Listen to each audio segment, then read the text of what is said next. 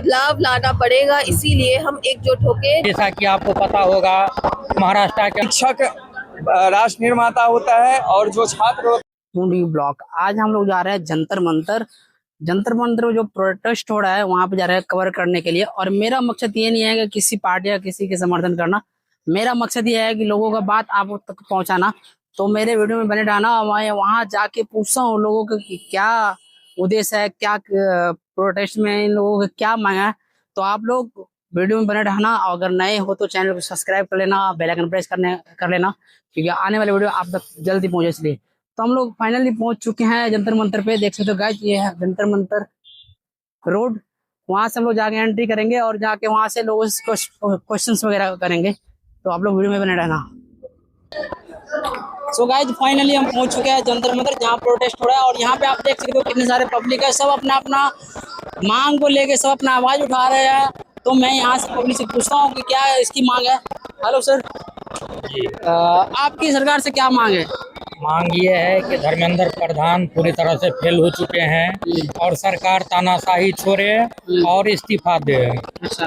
आज जैसा कि आपको पता होगा, महाराष्ट्र के अंदर कल फिर से एक पेपर टीईटी का लीक हो चुका है। ये जो छात्र है ये बेवकूफ नहीं है, जो दिन रात पढ़ाई करते हैं और जब उनके भविष्य गढ़ने की बात आती है तो पेपर लीक हो जाता है। और ये पेपर लीक क्यों हो रहा है, ये बात समझने की आवश्यकता है। ये पेपर लीक इसलिए हो रहा है क्योंकि जो गरीब शोषित वंचित बच्चे हैं उनका भविष्य किसी के हाथों में बेचा जाता है। अब मुझे ये पता करना है कि वो कौन से लोग हैं जो गरीब के बच्चों का हक खा रहे हैं और उनका भविष्य, जो बैठे हुए पॉलिटिशियन है, बड़े बड़े पॉलिटिशियन है, बड़े बड़े पूंजीपति है, उनके बच्चों के हाथों बेचा जा रहा है। ये नहीं चलेगा। जिन बच्चों को ये कॉकरोच बोल दिए, ये कॉकरोचों ने आज अपनी ताकत दिखा रहे हैं और धर्मेंद्र प्रधान को इस्तीफा देना ही होगा। और ये लड़ाई रुकने वाली नहीं है। ये देश का युवा धैर्यवान जरूर है लेकिन बेवकूफ नहीं है, इसीलिए ये सिस्टम के साथ हमारी लड़ाई है। लड़ाई लंबी चलेगी और हम लोग इसके लिए हर तरीके से लड़ाई लड़ने के लिए तैयार हैं। क्या आपको लगता है कि इस प्रदर्शन से बदलाव आएगी? देखिए, हम लोग चट्टान पे हथौड़ा मारने का काम कर रहे हैं, समझे। ये हो सकता है ये पहला हथौड़ा हो, दूसरा हथौड़ा हो, लेकिन जब एक चट्टान, चाहे वो कितना भी शक्तिशाली क्यों न हो, जब इस पे बारंबार हथौड़ा पड़ेगा तो चट्टान टूटेगा। हम बिहार से आते हैं, बिहार दशरथ मांझी का जगह है और उन्होंने छेनी हथौड़ी से एक पहाड़ को काट करके रास्ता बना दिया, आप लोगों को पता होगा। तो इसी तरीके से जब इस देश का युवा करवट लेगा, किसी भी हाल में बदलाव होगी और ये चट्टान टूटेगा। आपकी आवाज इस दुनिया देश तक पहुंचेगा। आप आज के जनजी को क्या संदेश देना चाहोगे?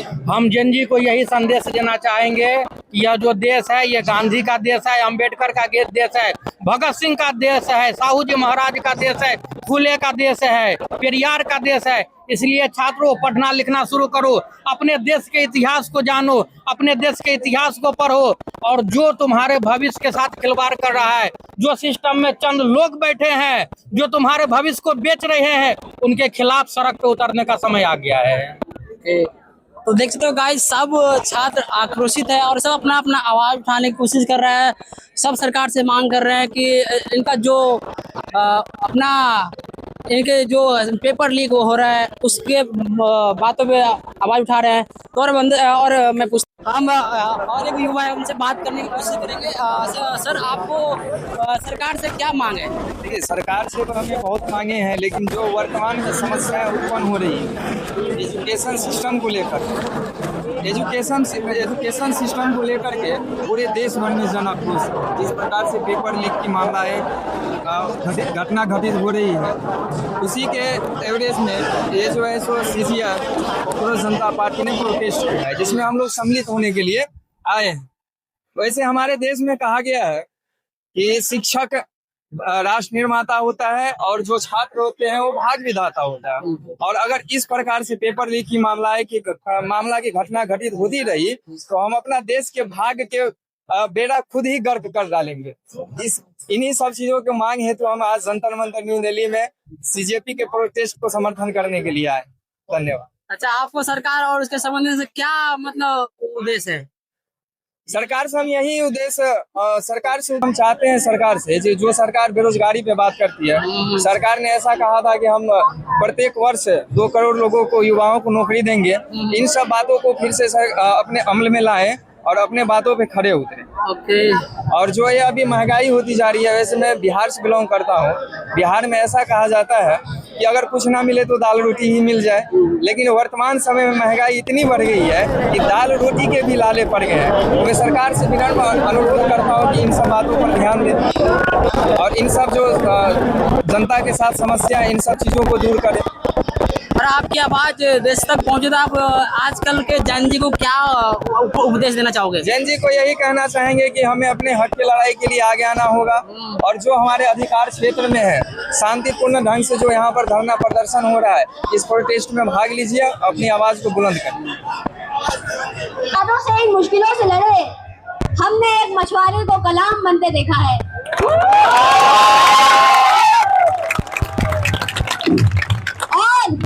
देखा है कईयों को विफल में रोते हुए, और देखा है कईयों को विफल में रोते हुए, जिद उसकी सफल भरी चंद्रयान देखा है।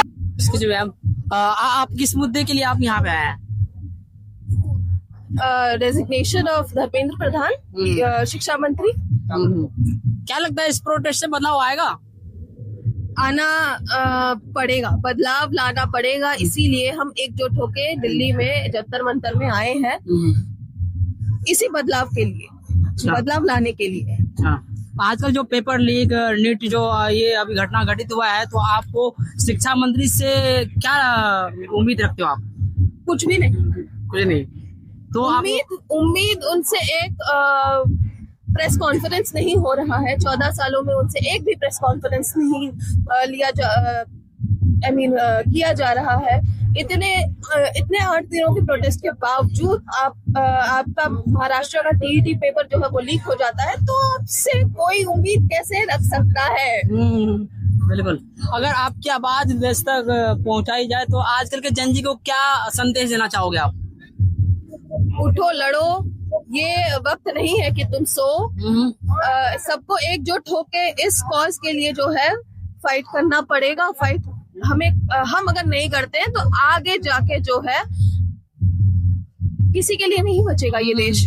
सिस्टम की फेलियर सिर्फ एजुकेशन फेलियर नहीं है, हर जगह से इनका जो गवर्नमेंट है, गवर्नमेंट के जो भी मिनिस्ट्रीज है, हर मिनिस्ट्री का फेलियर है।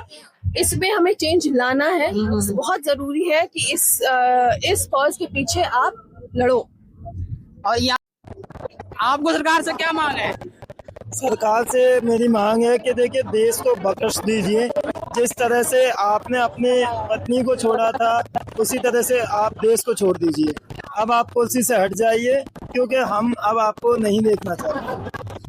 क्या लगता है कि इस प्रोटेस्ट से बदलाव आएगी? देखिए, बदलाव हर प्रोटेस्ट से आती है। एक छोटा मूवमेंट भी आपको एक स्टेप आगे बढ़ा देता है, और इस प्रोटेस्ट से 101% बदलाव आएगी, और ये बदलाव आपको बहुत जल्द देखने को मिलेगा। अच्छा, अगर आपकी आवाज पूरा देश तक क्या उपदेश देना चाहोगे आप देशवासी को? देखिए, मैं मैं उपदेश दूं ये तो बहुत बड़ी बात नहीं है, लेकिन मैं अपने विचार कहना चाहता हूँ कि देखिए, सिस्टम से आप लड़िए। सिस्टम किसी का भी हो, इट्स नॉट अबाउट हम यहाँ पे सिस्टम से लड़ने आए, सिस्टम के अगेंस्ट है। हम किसी व्यक्तिगत किसी व्यक्ति से नहीं लड़ने आए। मेरा संदेश और मेरा आग्रह निवेदन यही है कि भारत के सभी युवा, सभी लोग इस आंदोलन का हिस्सा बनिए।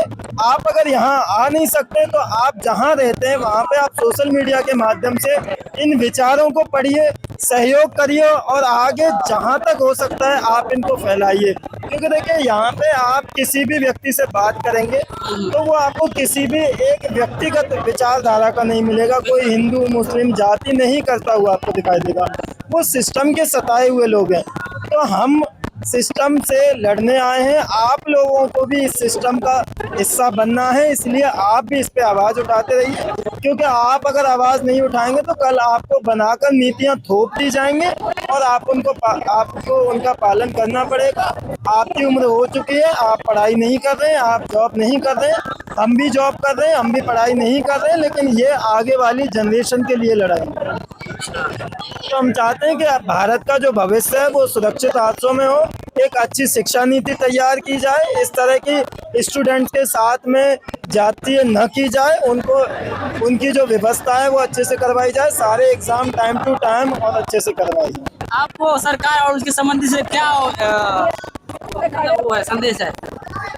सरकार से मेरा निवेदन है, देखिए सरकार से मैं निवेदन ही कर सकता हूँ, और क्योंकि यहाँ मैं अपने व्यक्तिगत विचारधारा को लेकर के या व्यक्तिगत फायदे के लिए नहीं आया हूँ, तो मेरी सरकार से निवेदन है कि जिन 18-20 मेरे भाइयों ने बहनों ने जान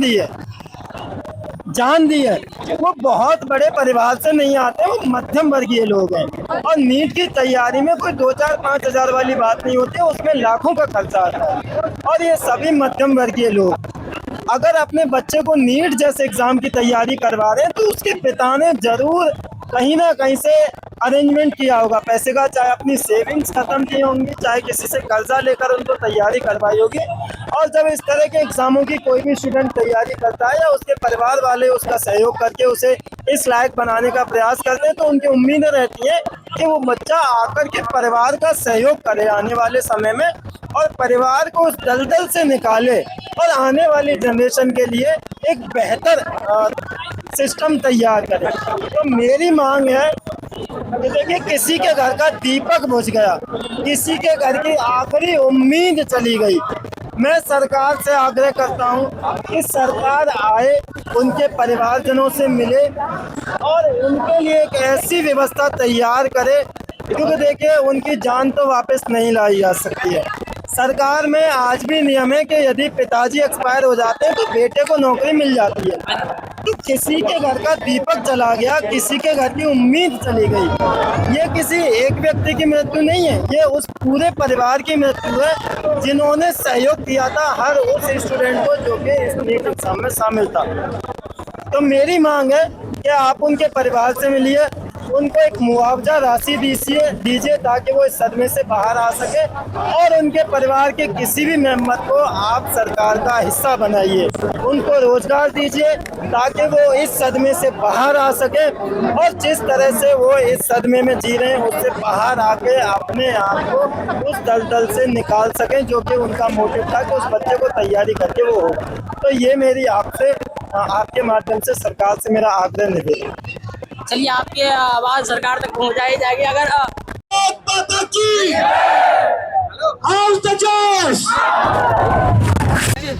हम आज करते हैं यहीं पे समाप्त, और अगर ब्लॉग अच्छा आए तो कमेंट में जाके बताना क्या सही है क्या गलत है। तो आज के लिए इतना ही, मिलता है आपको नेक्स्ट ब्लॉग में। अगर वीडियो अच्छा लगे तो like and share and subscribe कर देना। मिलता है आपको नेक्स्ट ब्लॉग में।